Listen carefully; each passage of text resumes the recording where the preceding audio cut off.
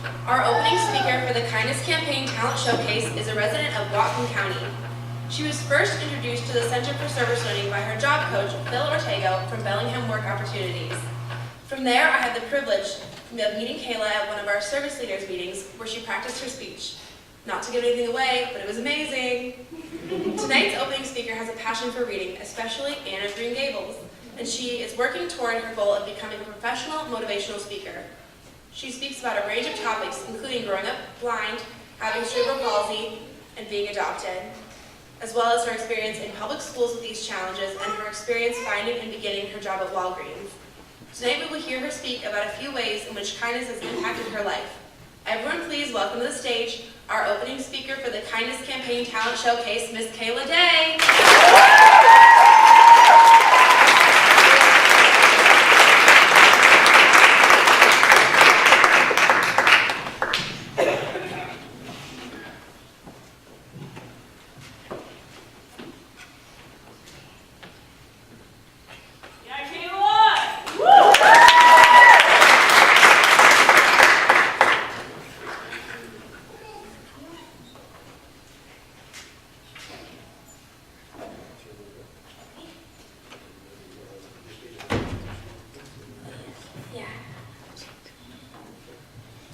Good evening, ladies and gentlemen.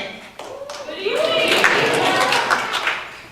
My name is Kayla Day, and I am so happy to be here today. All my life, I've wanted to be a public speaker, so I'm very grateful for this opportunity to speak for the Kindness Campaign. Kindness is so simple, and yet so powerful. When I think of kindness, I think of my grandma. She is 91 years old, and she never lets an opportunity pass without offering a compliment to those she meets.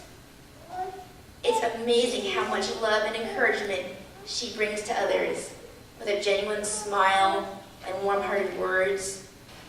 Recently, she was hospitalized with pneumonia and was very sick. But despite her pain, her kindness never wavered. Sometimes it came in a whisper, but that only forced others to stop their job and to listen very closely. None of them expected to hear a warm and personal compliment from this little tiny woman struggling for each breath. The smile that grew on each person's face after hearing her tender words was their reward and hers. It's a wonderful feeling to spread kindness. We give without expecting anything back. But interestingly enough, kindness has a mind of its own. It ripples out like waves in the ocean and leaves both people with a warm feeling. Each Christmas, my mother and I bake cookies and package them to little Santa bags. We hand them out to the homeless. It's only a couple of cookies, but it shows them that we care.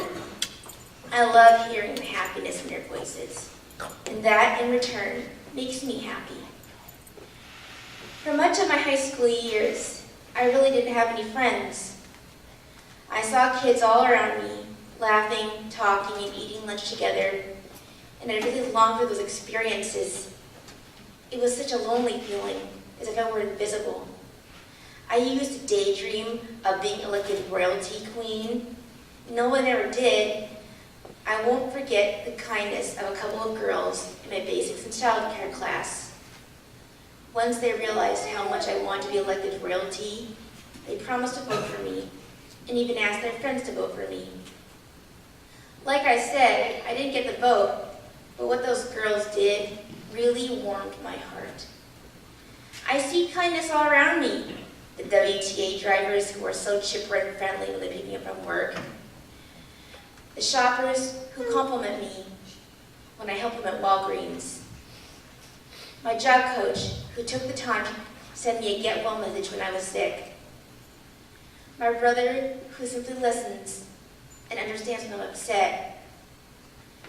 My dad who always let me pick a Christmas tree for my room so I could wake up each morning to the wonderful smell of pine. My sister who accompanied me to all my middle school dances so I felt included. And Hester, who took the time to get to know me and become my friend. It's hard to give or receive kindness and not feel good. Unfortunately, I think people get so busy, they miss out on opportunities to give or receive kindness. A couple of years ago, my family spent the summer in Costa Rica. We stayed in a house in the jungle and had to walk about 20 minutes into town each morning. One day, I told my mom that I was so surprised that there were so many more people than back home. She was confused and asked me why I thought that. I told her that each morning when we walked into town, I heard so many people greeting us with, "Hola, ¿cómo estás?" My mom had to explain to me that there were actually a lot more people in Bellingham, but they really greeted strangers and I didn't hear them. And that made me kind of sad. Also in Costa Rica, my brother and I made so many friends.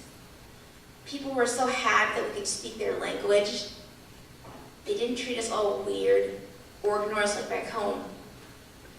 They showed us with such kindness and respect. Kindness makes our world a better place for everyone. Wouldn't it be wonderful if we spent more of our day sharing little acts of kindness with each other? The great thing is that once you begin, it's hard to stop. Kind of like eating one potato chip. It's addicting. There's not many things in the world that will leave you feeling so fulfilled, and to think is absolutely free. Thank you.